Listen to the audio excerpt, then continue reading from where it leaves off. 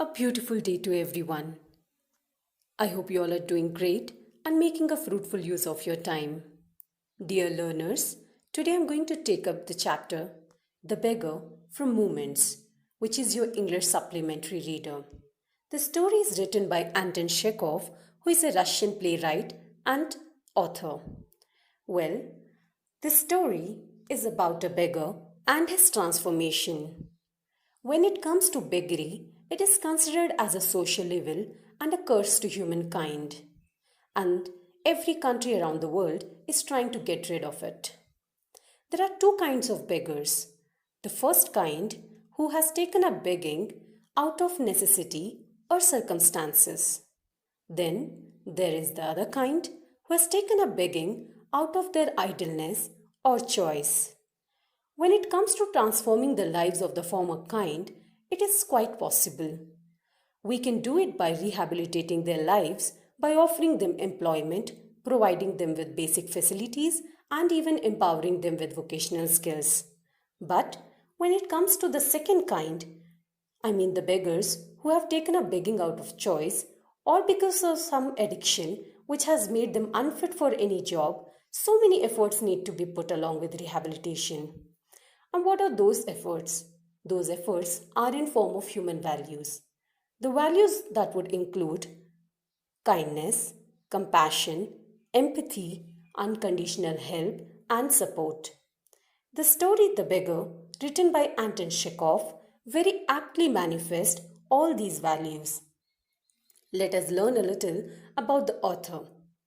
Anton Pavlovich Chekhov was a Russian playwright and a short story writer. He is considered to be among the greatest writers of short fiction in history. In all his short stories, Chekhov has assumed the role of a third-person narrator who reports every detail of the plot as if he is himself a witness to it. He even reveals a very deep and profound understanding of human nature and the ways in which simple events can carry deeper meanings. Without further delay, let us begin with the chapter. Kind sir, have pity. Turn your attention to a poor hungry man. So we are introduced to the beggar in the first paragraph, who is seeking attention of a passerby. He says that for 3 days he had nothing to eat and he didn't even have 5 kopecks to afford a temporary shelter. A kopek is a Russian monetary unit which is equivalent to 1/100th of a ruble. He says that for 8 years he had been working as a school teacher and then he lost his place through intrigues. Because of some planning and plotting, he lost his position. He calls himself a victim to calumny. Calumny means making defamatory statements about someone in order to spoil that person's reputation. And since a year, he had nothing to do. Now, the second character introduced to us is the advocate Sergei. He looks at the appearance of this person who was wearing a ragged, fawn-colored overcoat. He had dull, drunken eyes, and there was a red spot on his either cheek. It seemed as if he had seen this man somewhere before.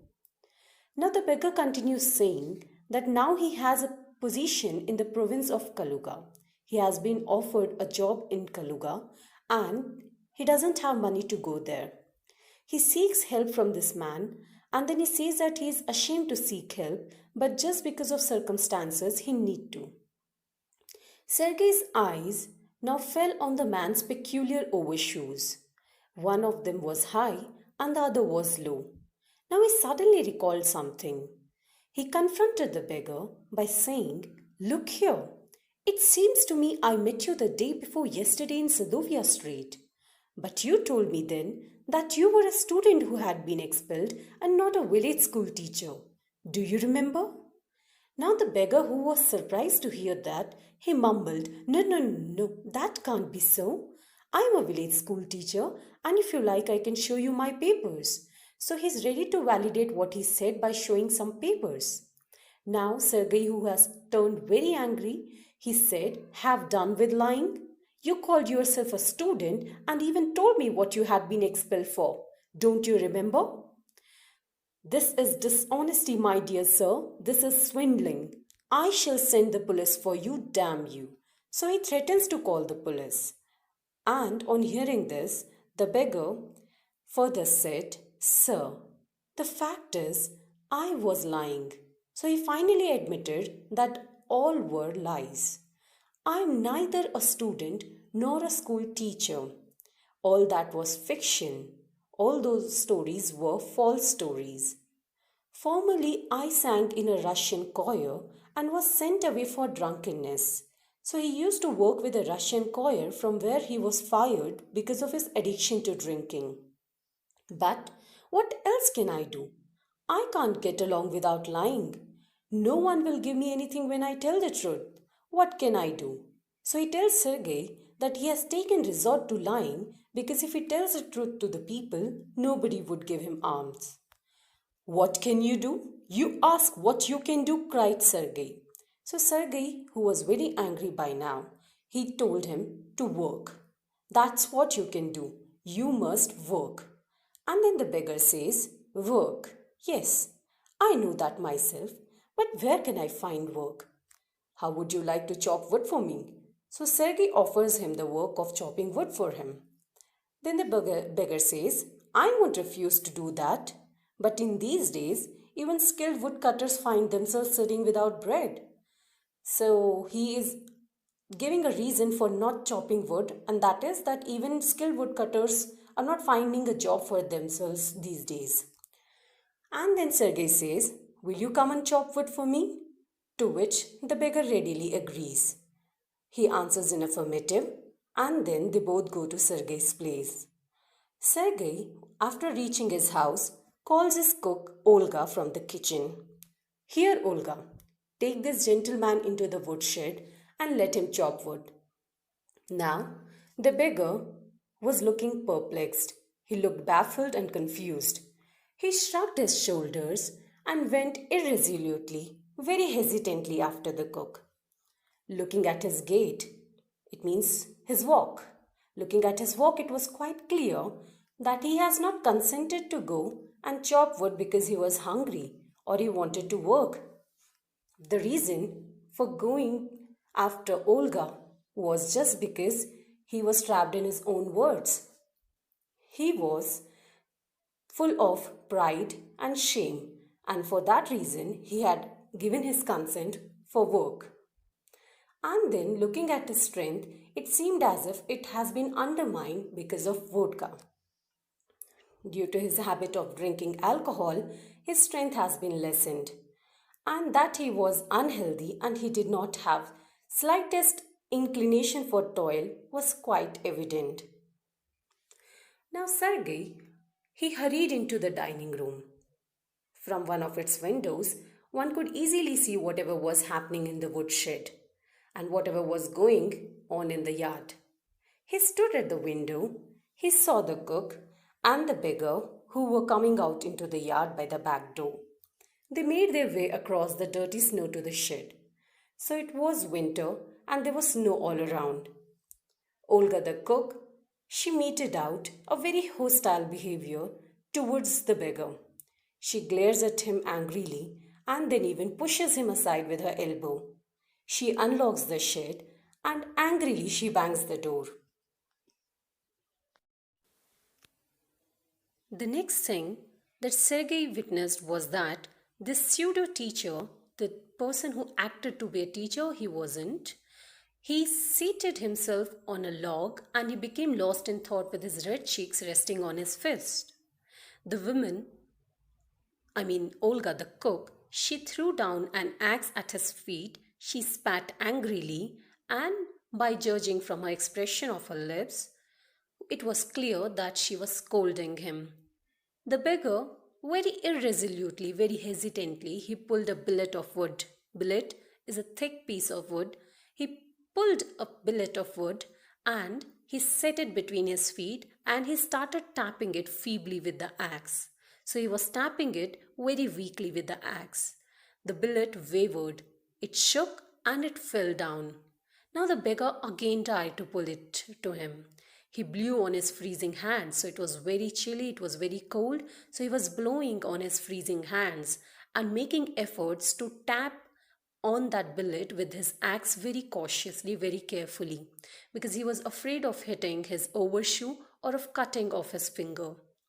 The stick of wood again fell to the ground. By witnessing this, Sergei's anger had already vanished. It disappeared. Now he started feeling a little sorry and even embarrassed for setting a spoiled, drunken, perhaps a sick man to work at such a menial labor. So this labor which would require a lot of effort, and for setting such a drunken and sick man to work, Sergei was feeling embarrassed. An hour later, Olga the cook came in and then she announced that the wood had all been chopped. And Sergei said, "Good, give him half a ruble." So he was awarded with half a ruble. And then Sergei said, if he wants, he can come back and cut wood on the first day of each month. We can always find work for him. So Sergei is offering him some sort of employment so that he can have a dignified life. On the first of month, the waif made his appearance and again earned half a ruble. Now waif means this homeless person. So he used to appear and again he was given half a ruble for his work, although he could not stand on his legs. From that day onwards, he often appeared in the yard and every time some work or other was found for him. What kind of work? Let us see. At times he would shovel the snow and then he would put the woodshed in order. At times it would be beating the dust out of rugs and mattresses. And every time he came, he was given either 20 or 40 kopecks. And once even a pair of old trousers were sent to him. We see that Sergei's contribution in his transformation has been tremendous. When Sergei moved into another house, he hired him to help in the packing and hauling of the furniture. So whatever kind of work was there, it was offered to this waif. And now he has turned into a sober, gloomy and silent person. While this shifting work was going on, he hardly touched the furniture and he was just walking behind the wagons hanging his head and not even making a pretense of being busy. And it was too cold, so he kept on shivering, shaking and trembling. And he became embarrassed whenever the fellow carters, they would jeer at him. They would make fun of him for his idleness. He was indolent before them, so they would make fun of him. They would make fun of his weakness, his feebleness, and even his torn, tattered, fancy overcoat. After this moving work was done, Sergei called him and said, "Well, I'm happy that my words have taken effect." He gave him a ruble and said, "I see you are sober and have no objection to work. What is your name?" Till now we have been either addressing him as beggar or a waif, but now onwards we'll be calling him with his name, that is Lashkov. "Well, Lashkov, I can now offer you some other cleaner employment. Can you write?" So Sergei asked him if he could write, and the answer was in affirmative. Then he gave him a letter and asked him to take it to his friend. So it was a letter of recommendation. So it was given to him and he was asked to go to his friend with the letter who will be assigning him some copying work. Then, before parting, he taps his shoulder kindly and advises him to work hard, not drink, and remember whatever was said to him. That day onwards, Lashkov didn't come back to the yard for work. And this way, 2 years passed.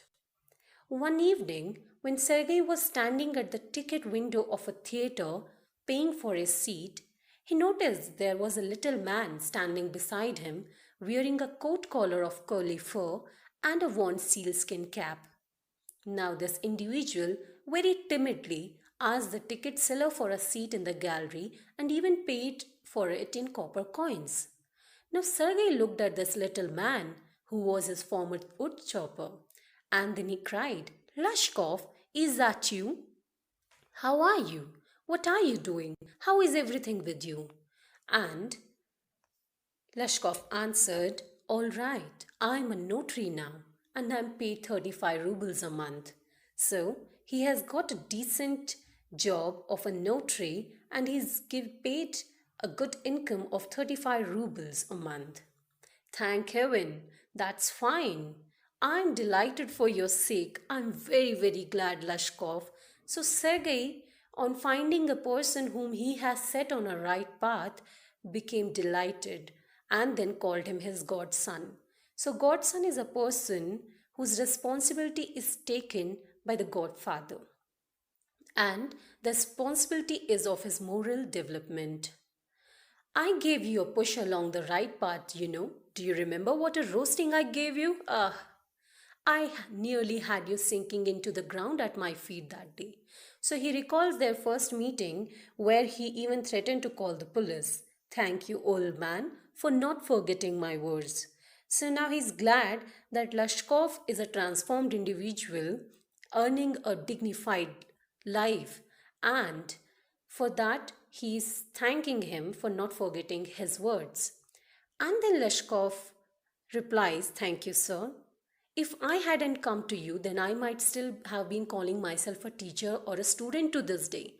So he would have been going through the same life if Sergei would not have come and taken him into his protection. So it is just because of Sergei that he could drag himself out of this sinking pit. Now he was very glad, and then Lashkov kept on saying, "Thank you, sir, for your kind words and deeds, for your actions. I'm very grateful to you and to your cook." So now he says that even Olga, the cook, has played a great role in his change. "God bless that good and noble woman. You spoke finely then, and I shall be indebted to you to my dying day. So even till my death, I shall remain indebted to you.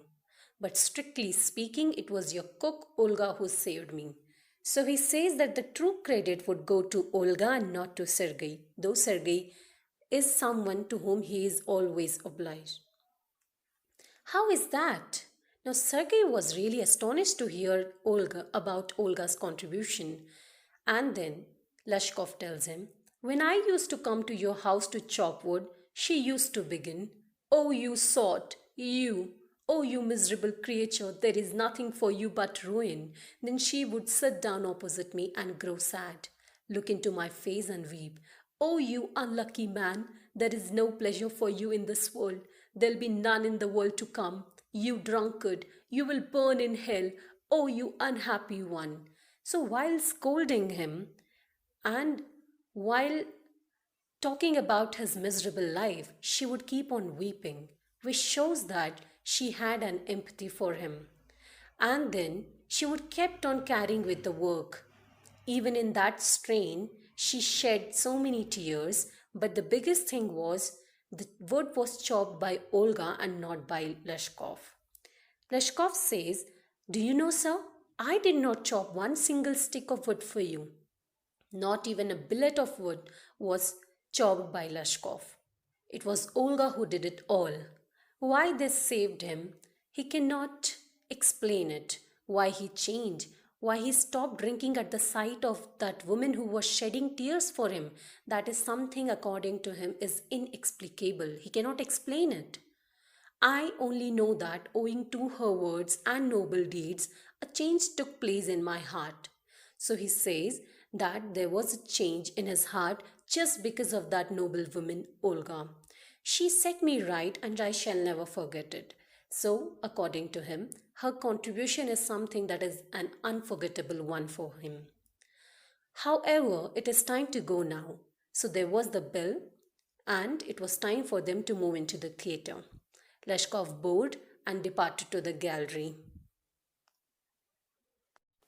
While summing up the chapter, I would like to take up the themes that have been dealt with in this chapter. The first one being transformation. The story is about the transformation of a miserable alcoholic who had taken up the habit of begging in order to fend for himself. Lashkov, the beggar, was leading a life of dishonesty.